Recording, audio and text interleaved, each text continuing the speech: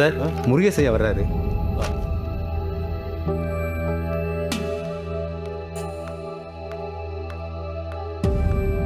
வணக்கம் சார். வணக்கம் ஐயா.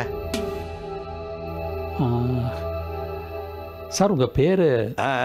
நான் கோதண்டராமன். ஓ எஸ் மிஸ்டர் கோதண்டராமன். ஆவடியில் நீங்கள் கான்ஸ்டபிளாக இருக்கும்போது உங்களை பார்த்தது. ஆமாங்க ஐயா, கரெக்டு. உட்காருங்க. தேங்க்யூ. ஏதாவது சாப்பிட்றீங்களா? அதெல்லாம் ஒன்றும் வேண்டாம். சாரி மிஸ்டர் கோதண்டராமன், நான் அர்ஜென்ட்டாக ஒரு இடத்துக்கு போகணும். சரிங்க. ஆமாம், எதுக்கு என்ன அவசரமாக ஃபோன் பண்ணி வர சொன்னீங்க? இந்த கிரெடிட் கார்டு சீட்டிங் கேஸை பிடிக்கிறதுக்காக என்ன ஸ்பெஷல் விங்கில் போட்டிருக்காங்க. நான் பல நாள் தேடி ஒரு அக்யூஸ்டை பிடிச்சேன். அவனை விசாரிச்சதுல அவன் உங்க மாப்பிள்ளைன்னு சொல்றான். கான்ஸ்டபிள், போய் அவனை கூட்டிட்டு வாங்க. Yes sir.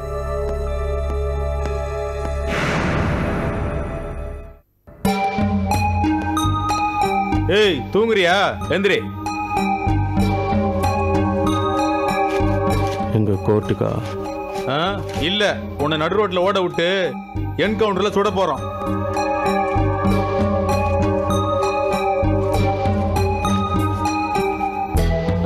எழுந்துரு, எழுந்துருங்கிற. வா வா.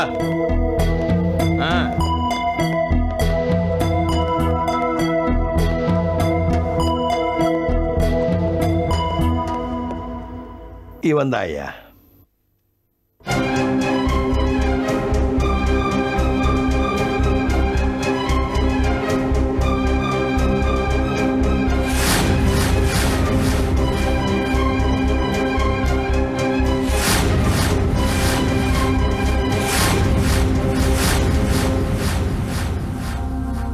கீதா இறந்து போயிட்டா மாப்பிள்ள. செத்து போயிட்டாளா? உங்க சொத்து பூராவும் உங்களோட பொண்ணு மாதி மட்டும்தான் அனுபவிக்கணும்னு என் பொண்ணு கீதா கொண்டுட்டீங்களா? அட சண்டாளா, கர்ப்ப காலத்திலே அவளுக்கு ஆயுசு 10 வருஷம் தான் கணிச்சவனே நீதானடா. என்ன சில மாதிரி நிற்கிறீங்க? பேசுங்க. மௌன சம்மதத்துக்கு அறிகுறின்னு எடுத்துக்கலாமா? என் பொண்ணு கீதா நீங்கள் தான் கொன்னுட்டீங்கன்னு நான் முடிவு பண்ணிட்டா? ஏன்பா இப்படி அபண்டமா பேசுற? கீதா உடம்பை பற்றி டாக்டர் சொன்னது உனக்கு நல்லா தெரியுமே. அவ சாவே இயற்கையாக நடந்ததுதான்ப்பா. இயற்கையாவா? நீ தான் பணம் பணம்னு பறந்து பல கோடி சேர்த்து வச்சிருக்கல. அந்த பணத்தால் செயற்கையாக அவன் பேத்தை காப்பாற்றிருக்கலாம்ல. முடியலல்ல, சாவடிச்சிட்டியா? முயற்சி பண்ணின, முடியல. தோத்து போய் நிற்கிற மாப்பிள்ள.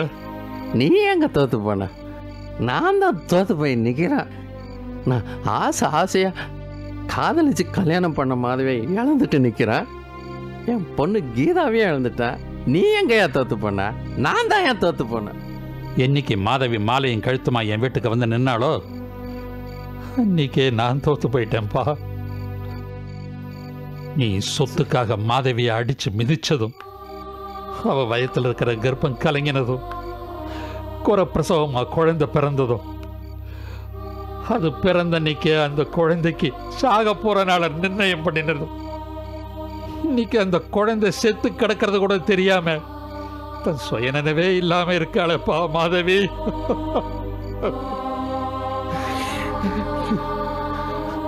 கட்டின பொண்டாட்டியை தான் சந்தோஷமா வச்சுக்க முடியல. செத்து போன குழந்தைக்கு அப்பனா வந்து கொல்லியாவது போடுறா. கொல்லி போடுறதா? ஏயா, உன் பொண்ணுக்கு நான் புருஷன்லன்னு சொன்னில்ல, அப்புறம் எப்படி அவப்பத்த பொண்ணுக்கு நான் போய் கொல்லி போட முடியும்? எமோஷனில் லாஜிக் பார்க்க மாட்டியா? சொன்னேன் இல்லைங்கல்ல. ஆனா அதெல்லாம் பேசுறதுக்கு இப்ப நேரம் இல்லப்பா. நோயில விழுந்த குழந்தை செத்ததுக்கு அப்புறம் ரொம்ப நேரம் உடம்பு தாங்காது. அப்ப நான் வந்து தயவு செஞ்சு கொல்லி போடுப்பா. நீ மாப்பிள்ள இல்லைன்னா நான் போயிடணும், நீ தான் மாப்பிள்ளனா நான் வந்து கொல்லி போடணும். என்ன கேம் ஆடுறியா? சரி, நீ என் மாப்பிள்ள தான், தயவு செஞ்சு வாப்பா. நீ யாருன்னு எனக்கு தெரியாதா? முதல்ல என் மாப்பிள்ளன்னு கூப்பிட்டு போவேன், அப்புறம் கொல்லி போட சொல்வேன், மறுபடியும் அந்த கொல்லியாலே என் மாப்பிள்ள இல்லைன்னு என்ன சூடு போடுவா. இந்த டக்காயிட்டு வேலைலாம் என்கிட்ட வேணாம். சரி ஒன்று பண்ணுவான், சட்டப்பூர்வமாக முதல்ல என்ன உன் மாப்பிள்ளைன்னு ஏற்றுக்கணும். என்னதான் செய்யணுங்கிறப்பா சொல்லு. அப்படி கேளு. முதல்ல உன் சொத்து புறாவும் என் பேரில் எழுதி வை. அதை மடித்து என் பாக்கெட்டில் வச்சுக்கிட்டு அதுக்கப்புறம் என் பொண்ணு ஐம் சாரி உன் பேத்திக்கு நான் வந்து கொல்லி போடுறேன். அந்த பிஞ்சு உடலுக்கு யாரு கொள்ளி வச்சாலும் வேகம்டா. நீ அவளோட அப்பங்கிறதுனால தான் 10 வருஷ பகையை மறந்து உன் காலை பிடிச்சு கெஞ்சாத அளவுக்கு கெஞ்சினேன்.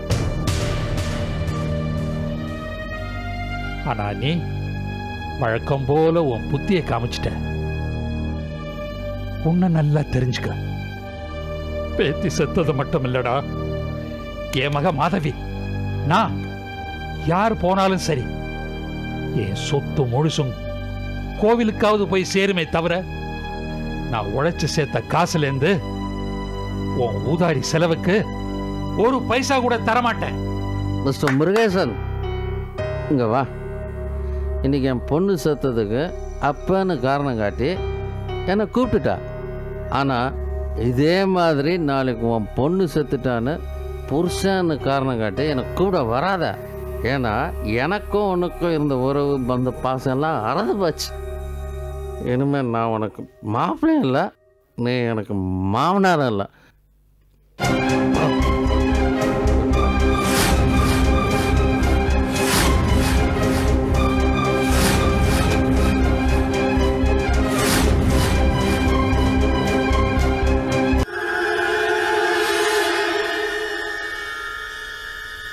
இவன் என் மாப்பிள்ளை இல்லை. ஏன் சார், இந்த ஊர்ல என் செல்வாக்கு கௌரவம் என்னங்கிறது உங்களுக்கு நல்லா தெரியும். தெரிஞ்சிருந்தோம் எவனோ ஒரு புறம்போக்கு போர்ஜரி என்ன மாமான்னு சொன்னாங்கிறதுக்காக போலீஸ் ஸ்டேஷனை கூப்பிட்டு என்ன விசாரிக்கிறீங்க. நீங்க என்ன ரொம்ப இன்சல்ட் பண்ணிட்டீங்க இன்ஸ்பெக்டர். ஐயா அப்படி எதுவும் நான் நினைக்கல ஐயா. இவன் திரும்ப திரும்ப சொன்னதுனால தான் நான் உங்களுக்கு ஃபோன் பண்ணேன். திரும்ப திரும்ப சொன்னா போய் உண்மையாடுமா? இப்படி கோபப்பட்டா உண்மை பொய்யாயிடுமா மாமா? அடிச்சு பல்லெல்லாம் உடைச்சு விடுவார் ராஸ்கல். யாருக்கு யாரா மாமா? இன்ஸ்பெக்டர் துப்பாக்கியை கொடுங்க, இங்கேயே இவனை சுட்டு கொன்னுடுறேன். ஐயா கோவப்படாதீங்க. கான்ஸ்டபிள் சார் அவனை உள்ள கூட்டு போ. Okay sir.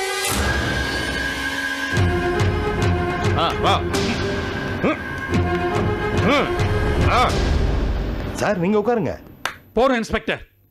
நல்ல மரியாதை கொடுத்துட்டீங்க. உங்க வார்த்தையை நம்பி வந்ததுக்கு எனக்கு இதுவும் வேணும் இன்னமும் வேணும்.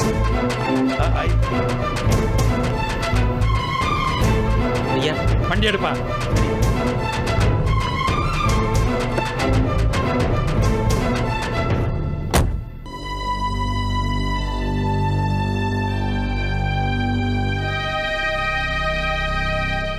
யாரோ 4 பேரு என்கிட்ட சுமங்கலி ஆசீர்வாதம் வாங்கறதுக்காக என் புருஷன் சாகலன்னு அவ்வளவு உறுதியா சொல்லும் போது நான் அவர் கூட வாழ போறதுக்காக அவர் உயிரோட தான் இருக்காருன்னு ஏன் நம்ப கூடாது?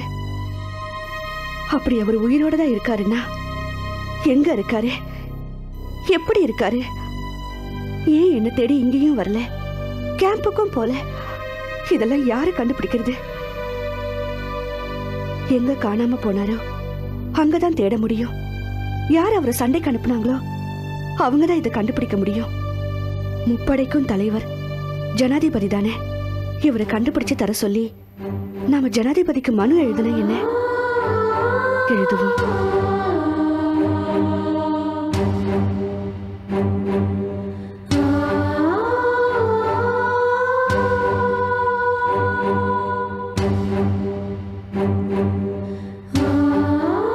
என் கணவர் இன்னும் உயிரோடு இருக்கிறார் என எண்ணி நான் சந்தேகிக்கிறேன். அப்படி இருந்தால் அவரை கண்டுபிடித்து தர உத்தரவிடும்படி நான் இருகரம் கூப்பி வேண்டுகிறேன். இப்படிக்கு தங்கள் உண்மையுள்ள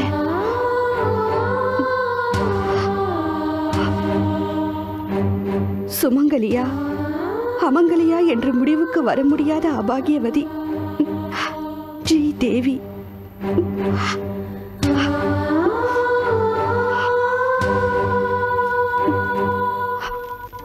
தேவிக்கு ரொம்ப நம்பிக்கை ஊட்டி அவ மாமியார் வீட்டில் கொண்டு போய் விட்டுட்டு வந்துட்டோம். அவ்வளோ நாம கணேஷை உயிரோட கொண்டுட்டு வருவோன்னு ஒவ்வொரு நிமிஷமும் நம்மளை எதிர்பார்த்துட்டு இருப்பா. அவ பொறுமையை இழக்கிறதுக்குள்ள நாம கணேஷை அவ கண் முன்னாடி கொண்டு போய் நிறுத்தணும். ஆமா, காலம் தாழ்த்தினா அவங்க வீட்டில் எது வேணாலும் நடக்கலாம். தேவி மாமனார் மாமியாருக்கு பயந்து எந்த முடிவு வேணாலும் எடுக்கலாம். மூசா, ஒரு தடவை தற்கொலை பண்ணும்போது பார்த்தேன், தடுத்த. அதே மாதிரி ஒவ்வொரு தடவையும் தடுத்து நிறுத்த முடியுமா? ஒன்று கிடக்க ஒன்று ஆயிப்போச்சுன்னா அப்புறம் நம்ம கணேஷை கொண்டு வந்து நிறுத்தினாலும் எந்த பிரயோஜனமும் இல்லை. தேவி போனது தான், நாம தோத்தது தான். உங்க தாத்தா. ஐயோ, ஏன் இப்படி பேசுறீங்க பாட்டி? அப்படியெல்லாம் எதுவும் நடக்காது. என்னை பத்தி எதுவும் தெரியாத அந்த தேவியே நான் சொன்ன வார்த்தையை கேட்டு நம்பிட்டு போயிட்டாங்க. என்னை பத்தி தெரிஞ்ச உங்களுக்கு திரும்ப திரும்ப நான் நம்பிக்கை ஊட்ட வேண்டியதா இருக்கு. கணேஷ் அந்த லீ கிட்ட தான் அகப்பட்டு கிடக்குறான். ஆனா அந்த லீ மிருகபலத்தோட விஸ்வரூபம் எடுத்து நிக்கிறான். ஆனாலும் நான் விட மாட்டேன். இந்த தடவை தகுந்த பாதுகாப்பு வளையத்தோட பூதலோகத்துக்கு போய் அவன் கண்ணுல மண்ணை தூவி கணேஷ் எங்க இருக்காருன்னு கண்டுபிடிக்க போறேன். அதுக்கப்புறம் எத்தனை கடல், எத்தனை மலை, எத்தனை லோகங்கள் தாண்டி அந்த லீ அந்த கணேஷ அடைச்சு வச்சிருந்தாலும், அவருக்கு பஞ்சபூதங்களை காவல் இருந்தாலும் அந்த கணேஷ காப்பாத்தி கொண்டு வராம நான் விட போறதில்ல. நான் கிளம்புறேன்.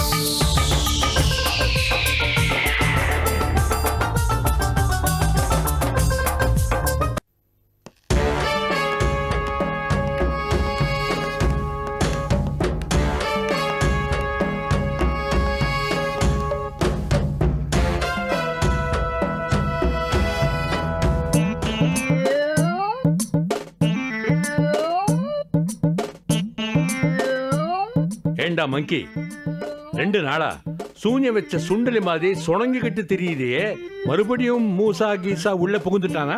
புகுந்தாலையும் புகுந்துருவான்னு பயந்து தானே நீங்க என் போஜன வாயிலிருந்து ஆசன வாய் வரைக்கும் மந்திரத்தால கட்டி வச்சிருக்கீங்க. அப்புறம் நான் சூனிய வச்ச சுண்டலி மாதிரி இருக்காம வேற எப்படி இருக்கிறதா? இந்த மூசா பயலாலே நாம மங்கியை கட்டி போடுற அளவுக்கு ஆளாயிட்டோமே.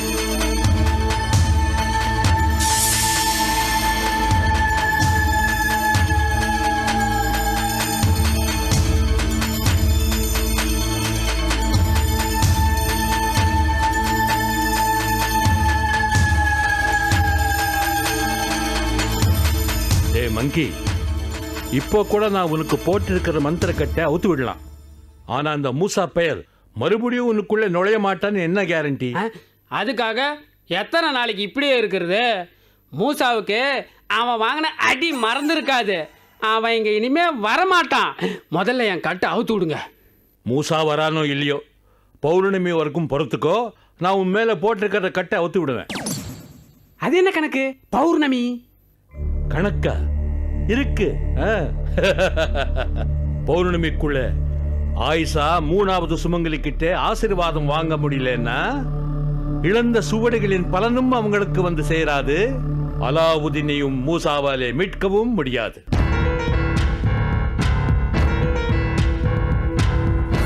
வருகிற பௌர்ணமிக்குள் 3வது சுமங்கலியான தேவியிடம் ஆசீர்வாதம் வாங்கியாக வேண்டும்.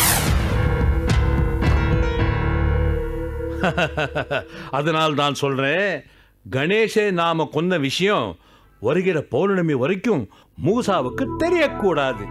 மூசா கணேசை தேடிக்கிட்டே இருக்கணும். பௌர்ணமியும் முடிஞ்சு போகணும். நாம ஜெயிக்கணும். கணேஷ கொல்ல முடியாதுங்கிறது தெய்வ தத்துவம்.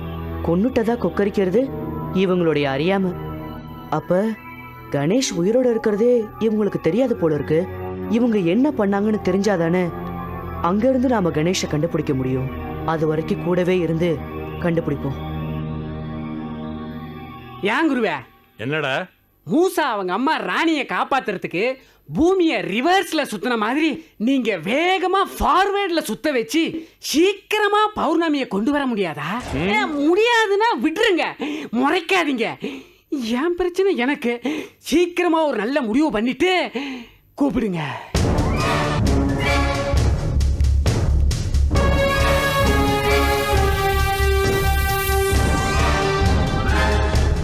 யோசி மகனே யோசி. யோசிச்சு யோசிச்சு ஒரு நாளைக்கு உண்மையை உளரத்தான் போற. நானும் ஜெயிக்கத்தான் போறேன்.